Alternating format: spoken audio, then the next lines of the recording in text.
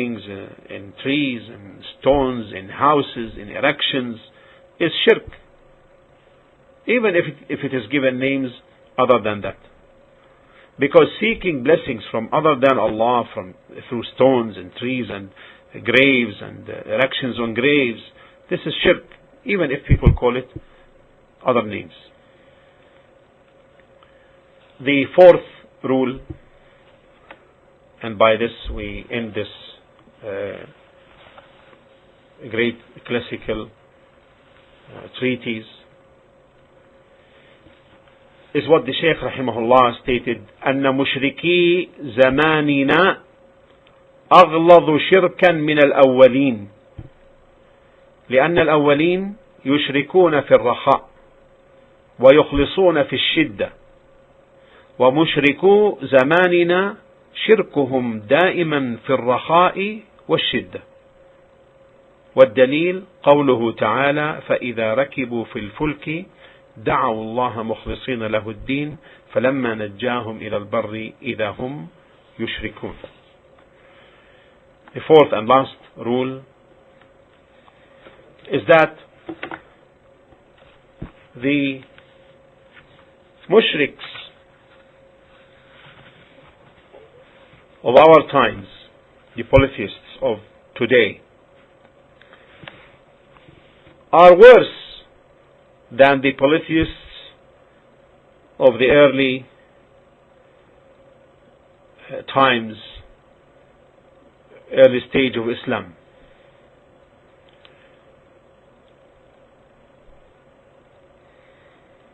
That is because those who were at the time of the Messenger sallallahu alaihi wasallam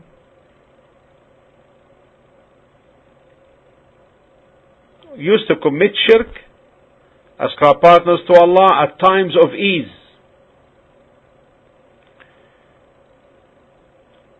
And at times of difficulty and hardship, they used to be sincere. In comparison, whereas the mushriks of today attribute partners to Allah in both times of ease and difficulty.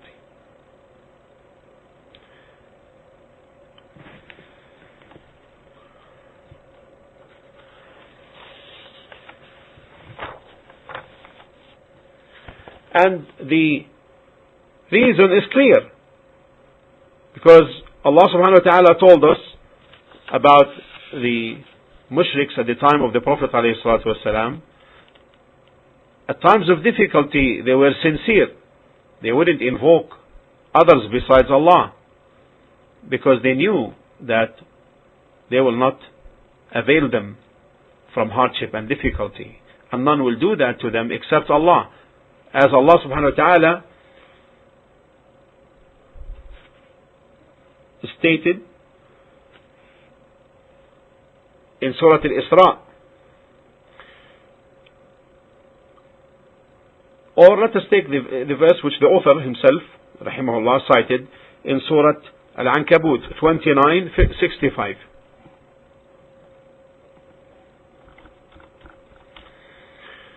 قال الله تعالى: فإذا ركبوا في الفلك دعوا الله مخلصين له الدين فلما نجاهم إلى البر إذا هم يشركون. And when they embark on a ship, they invoke Allah, making their faith, their deen, their faith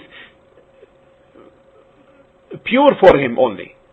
But when He brings them safely to land, behold, they give a share of their worship to others. And as Allah subhanahu wa ta'ala stated in Surah Al-Isra 17:67,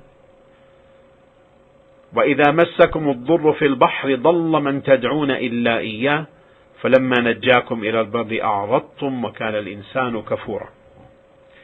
And when harm touches you upon the sea, those that you call upon besides Him vanish from you except Him. But when He brings you safety to land, you turn away from Him, and man is ever ungrateful. And in Surah Luqman 31:32, وَإِذَا غَشِيَهُمْ مَوْجٌ كَالظُّلَلِ دَعْوُوا اللَّهَ مُخْلِصِينَ لَهُ الدِّينَ.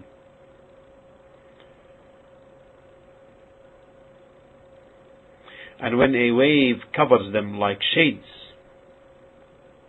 they invoke Allah, making their invocations for Him alone.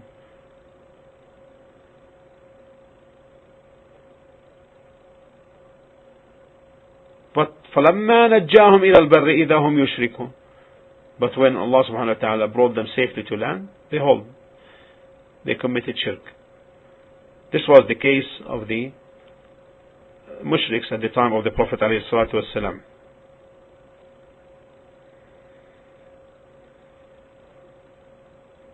So at times of ease, they used to invoke the idols, stones, trees, etc. But if they embark hardships in the sea or other than that, and they were about to be destroyed, they abandon all these idols. They don't think of any creature. Rather, they seek Allah subhanahu wa ta'ala, the Lord of creation.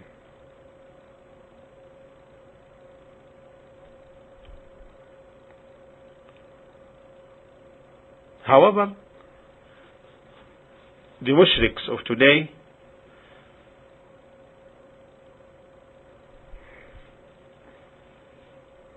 their shirk is under both situations, ease and hardship. They are not sincere to Allah subhanahu wa ta'ala.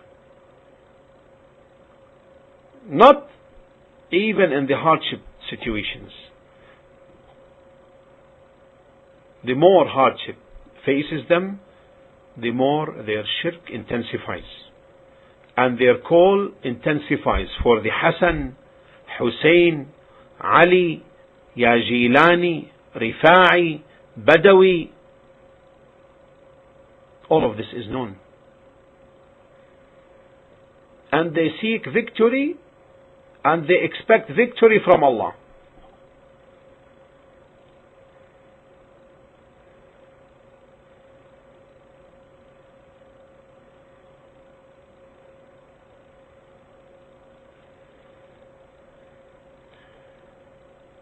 And they claim that they can save them even from seas and so forth. Just call upon us. You find in the mystic Sufis books, like the book of Tabaqat al-Sha'rani, filled with this.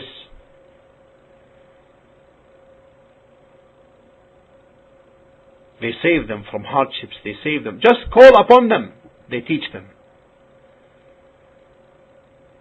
And they extend their hands to the ships and land them safe on land. So this is why it is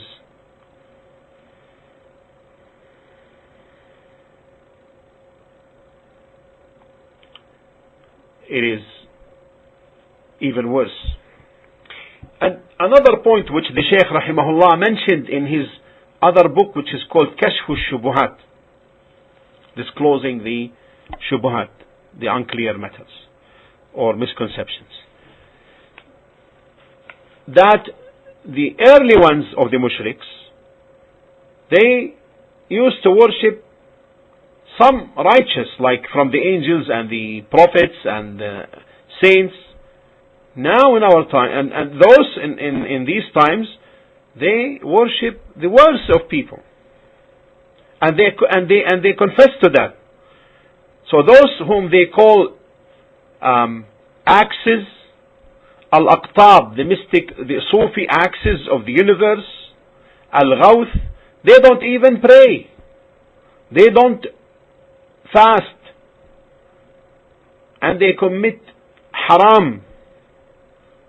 Why? Because they claim that there is no legal responsibility upon them. It is lifted because they claim that they have reached levels with Allah, that Allah dropped all the responsibilities off their shoulders. So there is no halal, no haram. This halal and haram is for the common Muslims only. And they confess that their so-called awliya, they don't even pray, nor do they fast. Yet they invoke them besides Allah and worship them. Like